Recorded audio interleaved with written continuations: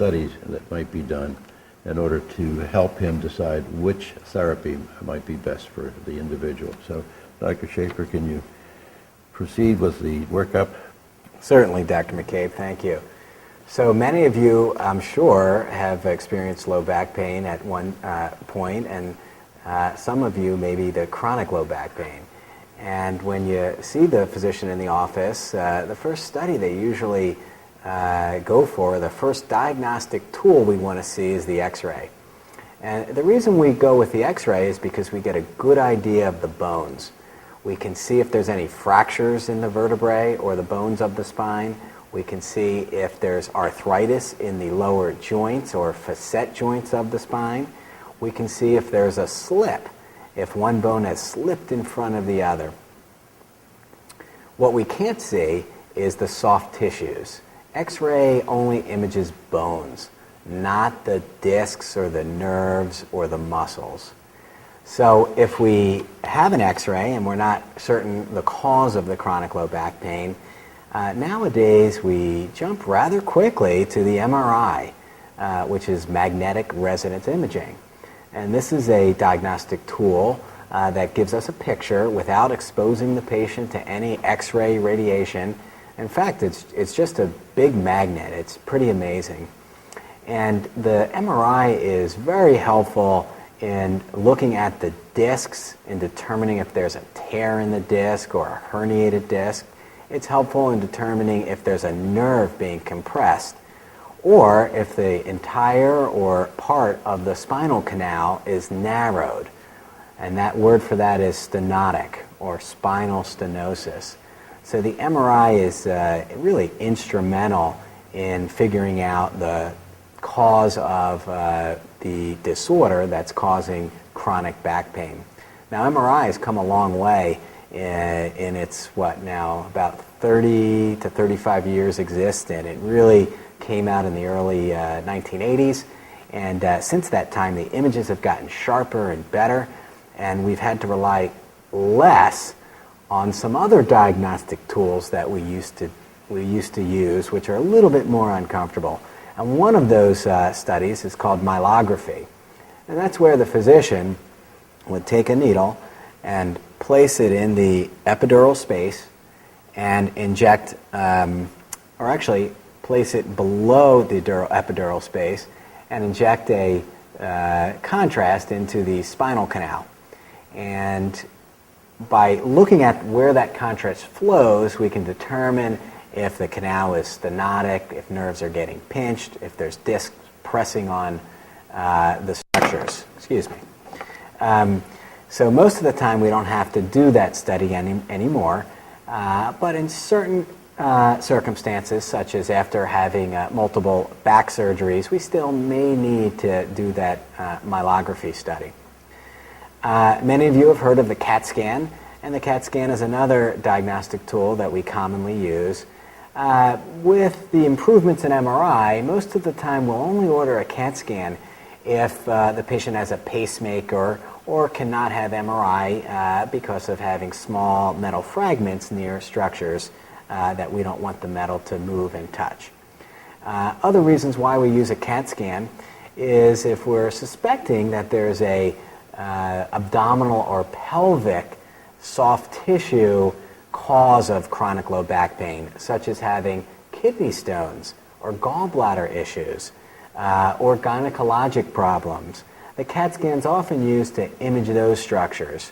In addition to the x-rays, MRI, CAT scans, which are really pictures of the spine, once in a while we'll have to use a really sensitive study called a nuclear bone scan.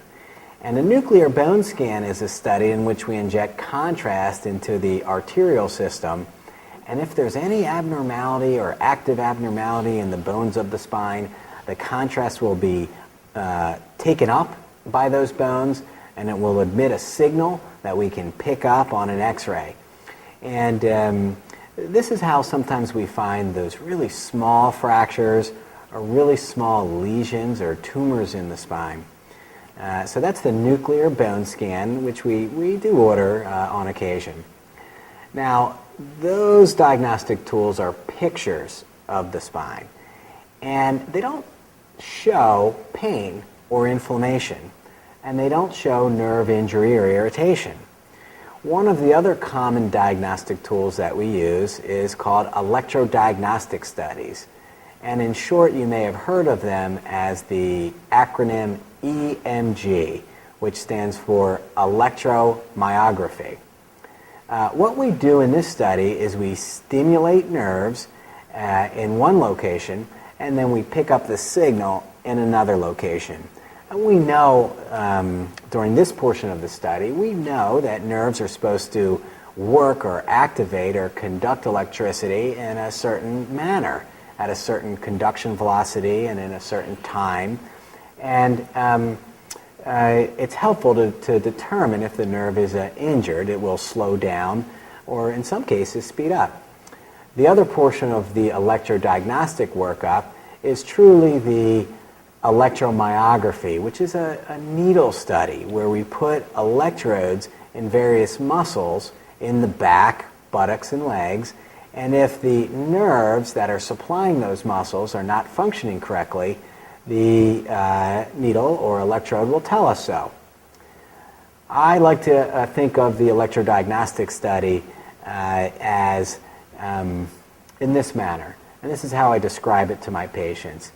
If the MRI or X-ray is a picture, it's like taking a picture of a telephone, and the electrodiagnostic evaluation can tell us if that phone is ringing or not. The pictures cannot tell us that. So those are some of the common diagnostic tools that we use in determining the cause of chronic back pain. And I don't want to forget to mention the most important diagnostic tool, which is simply just taking a good history, listening to the patient, and then performing a thorough examination. The history and physical examination are really the most important tools. The diagnostic imaging and electrodiagnostic studies are just an extension of our history physical examination. And the old adage is, listen to the patient, they're telling you what's wrong. So that's what he means by giving a good history, and we depend a lot on what is said. Giving the diagnostic studies, and of course there's a variety of things that you might run into,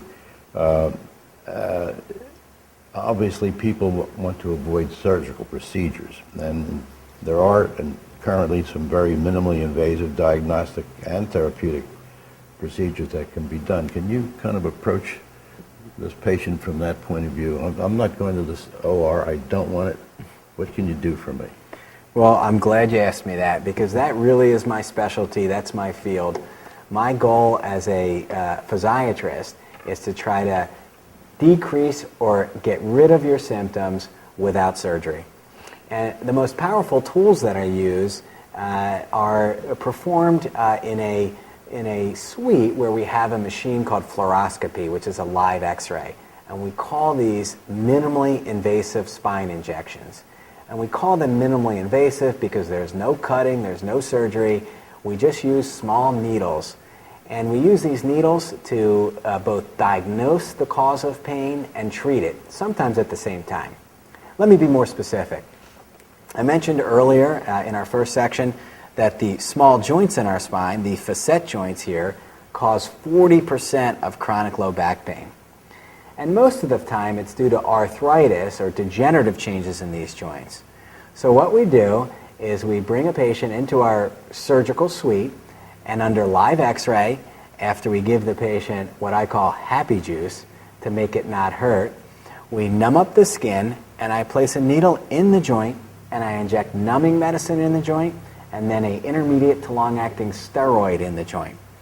And most of the time our research tells us, and our physical exam also tells us, that the pain is elicited from the bottom two joints. Sometimes on the left side, sometimes on the right side, but nonetheless, it's from these joints. And if we inject a mediator of inflammation, we can stop these joints from hurting. So that's one of the procedures that I use to both diagnose and treat chronic spine pain. We'll stay on the joint cause of back pain for a moment, And I mentioned that there's a big joint called the sacroiliac joint, or SI joint, and we do the same thing with this joint. This joint can become hypermobile and cause pain. I take a needle under live x-ray, I numb up the skin and then the joint so it does not hurt, and I inject intermediate to long-acting steroids in the joints, which should stop it from hurting for an extended period of time. By Now, steroids, you mean cortisone products, right? Cortisone products, yes. Okay, all right. Yeah. And we find that if we can stop these joints from hurting, then we can train the patient on how to avoid aggravating these joints. And often this is done with the help of physical therapy. And we train the patient how to unload the joints. Now, another procedure that we commonly do is the epidural injection. And in fact, there's not just one type of epidural injection, there's many different types. If we come back to the model, we have these spaces between the bones in the back, and this space is called the interlaminar space. And the old-fashioned way of doing an epidural injection would be to bend the patient over and put a needle in here and inject numbing medicine and steroids. Some of you probably have had that procedure, and remember that it can be a little bit uncomfortable. So over the past 20 years, we've developed a much safer, more comfortable, and a more efficacious epidural. And that is, we take a needle into the side holes. And these holes, again, are called neural foramen. And the reason why this is safer and more efficacious is because it's right where our problem is. Most of the time the problem is from the disc or the nerve. So what we can do is we can, under live x-ray, which makes it safer than the old-fashioned epidural because we can see what we're doing, I take a needle and I put it right here and I inject numbing medicine again so it does not hurt, and then I inject the cortisone type medication on top of the nerve that's irritated or around the disc that's causing the pain. And this type of epidural is called a selective fluoroscopic guided transforaminal epidural. But in short, you can just say, yes, I had an epidural and it helped me. In the same region, we have these nerve roots, and sometimes the nerve roots themselves can be the source of pain. And in that case, we do what's called a selective nerve root block, which differs from the epidural just by about a centimeter. We move the needle over and we just inject the numbing medicine so it won't hurt, and then steroid medication on top of the nerve root. And it's a depot steroid. It's a steroid that's going to sit there in a powder type form and prevent that nerve from irritating the surrounding tissues or sending signals up to the brain that says, owie, I have pain.